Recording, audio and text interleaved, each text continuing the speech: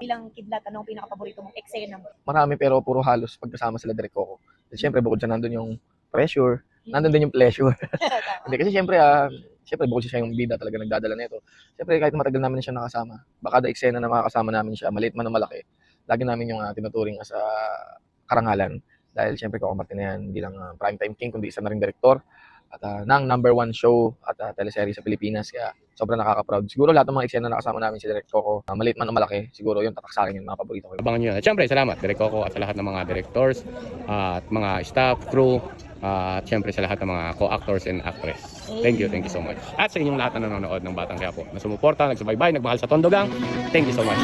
Teban! Siyempre maraming salamat sa pagsuporta sa amin. Hindi man kami, yung mga mukha namin hindi man artistahin, pero sinuportahan niyo pa rin kami. Pag nakikita niyo kami sa labas, nagpapapicture kayo sa amin, maraming salamat po. At salamat din sa, siyempre kay Kuya Coco, number 1, na binigyan kami ng ganitong klaseng pagkakataon dahil sobrang swerte namin. As in, sobrang swerte talaga dahil alam namin na hindi talaga lahat ng tao nabibigyan ng pagkakataon ganito. Piling-pili lang.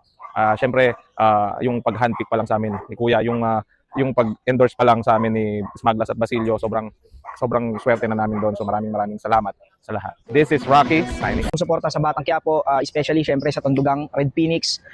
Gusto ko lang sabihin sa inyo na maraming salamat sa walang sawang pagsuporta niyo sa amin hanggang dulo, hanggang maraming salamat sa pagtitiwala sa trabahong hindi ko naman talaga akalain na pwede ako maging ganito. Sana huwag kang magsawang tiwala na darating ako ng tamang oras.